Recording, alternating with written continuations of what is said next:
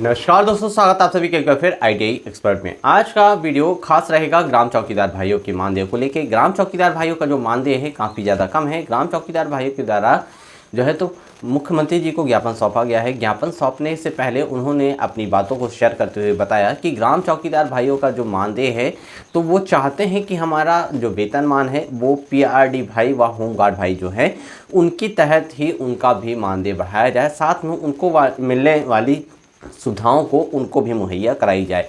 तो इस पर उन्होंने ज्ञापन दिया है। अब आगे देखना है कि मुख्यमंत्री जी के द्वारा इस पर क्या कार्यवाही की जाएगी, क्योंकि ये मांग आज की नहीं है, काफ़ी दिनों से ये मांग चली आ रही है। ग्राम चौकीदार भाई जो है तो अपनी सुविधाओं को लेके, अपने हक को लेके काफ़ी दिनों से लड़ाई लड़ रहे हैं, लेकिन इस पर कोई भी अभी तक उनको विजय हासिल नहीं हो पाई। ग्राम चौकीदार भाइयों का जो मानना है कि हमें ऐसा वेतन दिया जाए जिससे कि हम अपना जीवन यापन गुजर बसर जो है तो असमान पूरक कर सकें, क्योंकि उनका जो मानदेय है वो नाकाफ़ी है।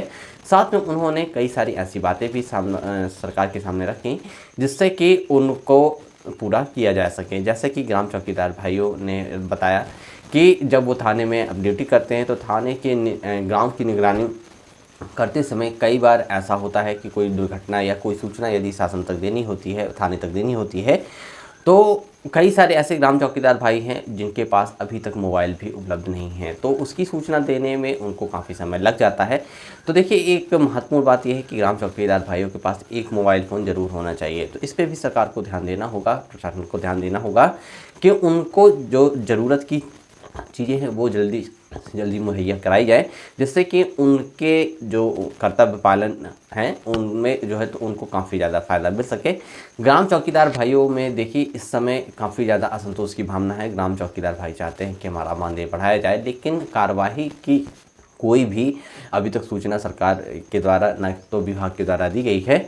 सभी ग्राम चौकीदार भाइयों को अब एक आशा है कि लोकसभा चुनाव के बाद उनका मानदेय बढ़ाया जाएगा। अब देखते हैं कि लोकसभा चुनाव के बाद इस पर सरकार के द्वारा क्या प्रतिक्रिया दी जाती है और क्या कार्रवाई की जाती है, क्योंकि अब इसके बाद देखिए विधानसभा का चुनाव होगा। विधानसभा चुनाव के पहले ही अब कुछ भी हो पाएगा, क्योंकि लोकसभा चुनाव के पहले काफ़ी ज़्यादा ऐसा लग रहा था, जिस तरह से पूरे आंकड़े बन रहे थे कि ग्राम चौकीदार भाइयों का मानदेय इस बार फरवरी में बजट के समय बढ़ाया जाएगा, लेकिन ये बजट निकल चुका, इस पर कोई भी कार्रवाई नहीं की गई, ना ही मानदेय बढ़ाया गया। अब देखने वाली बात ये रहेगी कि ग्राम चौकीदार भाइयों का जो मानदेय है वो कब बढ़ाया जाएगा। ग्राम चौकीदार भाइयों की जो मांग रही, ज्ञापन में क्या उन्होंने और बातें कहीं, आज की वीडियो में आपको डिटेल में बताऊंगा। तो देखिए अंत तक, यदि आप चैनल पर पहली बार हैं, चैनल को सब्सक्राइब करना मत भूलिएगा।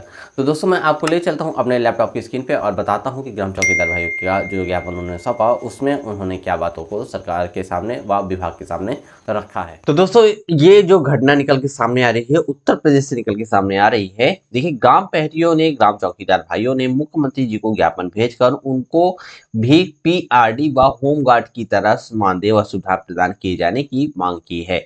ये मांग काफी दिनों से ग्राम चौकीदार भाइयों के द्वारा की जा रही है कि जो पीआरडी व होमगार्ड को जो सुविधाएं दी जाती हैं उस तरह की सुविधाएं हमें भी प्रदान की जाएं, जिससे कि उनको भी इस चीज का लाभ मिल पाए। साथ ही उनका कहना है कि वे ग्राम सभाओं में तैनात पुलिस के सूचना तंत्र की अहम कड़ी हैं, जो कि एकदम बात सही है।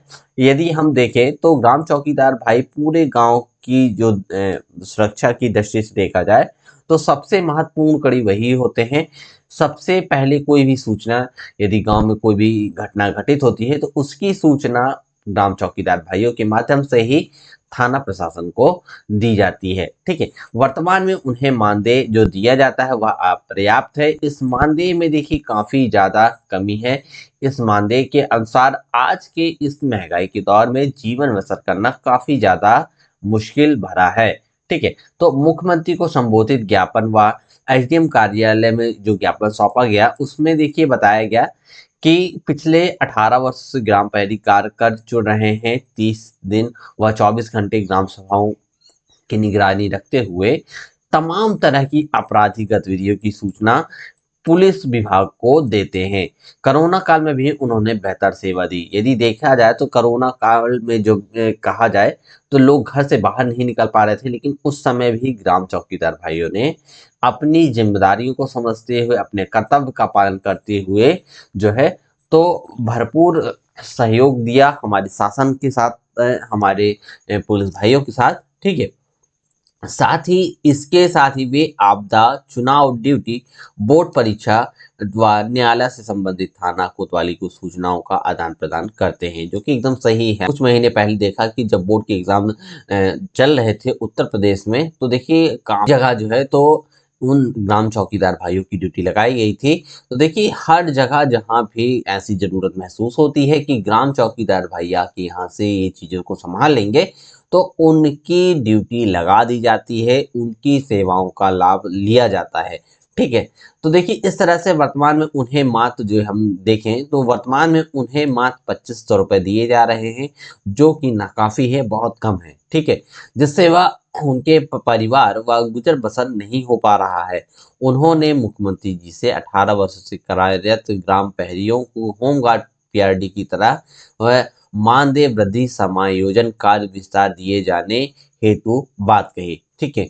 इसी तरह देखिए हमारे उत्तराखंड में देखिए अल्मोड़ा की तरह ही ग्राम चौकीदार भाइयों को, अल्मोड़ा जो कि उत्तराखंड में है, वहाँ के ग्राम चौकीदार भाइयों को मौसम के अनुसार वर्दी, परिचय पत्र एवं सूचना आदान प्रदान के लिए स्मार्टफोन दिए जाने, अतिरिक्त कार्यों का अतिरिक्त भत्ता दिए जाने व सामाजिक सुरक्षा के सभी लाभ, चोटिल, घायल एवं मृत्यु होने की दिशा में सुरक्षा बीमा दिए जाने एवं दीपावली पर बोनस दिए जाने की मांग करी। तो देखिए एकदम सही है कि देखिए जहाँ जिस तरह के ग्राम चौकीदार भाई हैं, तो उस तरह से वहाँ की चीज़ें उनको दी जानी चाहिए। एकदम सही बात कही गई है कि देखिए अल्मोड़ा में जो हाँ ग्राम चौकीदार भाई हैं, तो उनको मौसम के अनुसार वर्दी दी गई है, ठंडी में ठंडी वाली, गर्मी में गर्मियों वाली। ठीक है? इस तरह से वर्दी दी गई है, परिचय पत्र दिया गया है, जो कि यहाँ परिचय पत्र के नाम पे 200 रुपए लिए जा रहे हैं।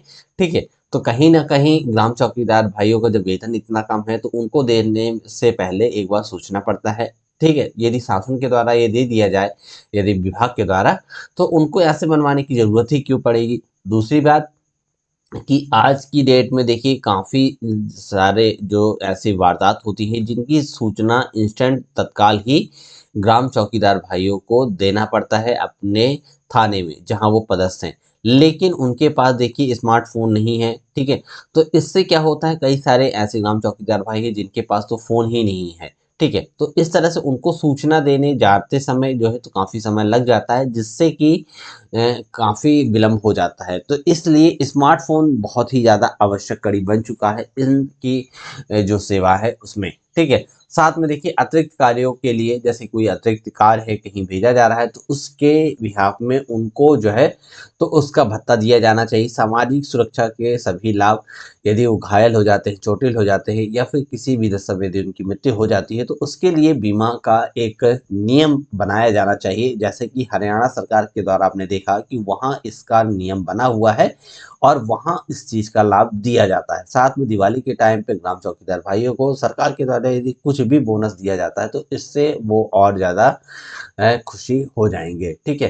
तो देखिए इस तरह से ग्राम चौकीदार भाइयों ने अपनी माँगों को रखा है सरकार के सामने। अब देखते हैं आने वाले समय में ग्राम चौकीदार भाइयों की माँगों पे कब तक जो उनकी माँग है उन पे मुहर लगाई जाती है और कब ये माँग पूरी की जाती है। तो दोस्तों वीडियो आप सभी के लिए बहुत ही ज़्यादा उपयोगी रहा होगा, हेल्पफुल रहा होगा।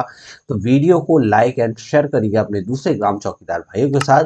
और यदि आप चैनल पे पहली बार आए हैं, चैनल पे आना पहली बार हुआ है, तो इस तरह की अधिक से अधिक जानकारी आपको इस चैनल के माध्यम से मिलती रहेंगी समय-समय पे। तो चैनल को अभी सब्सक्राइब कर लीजिए।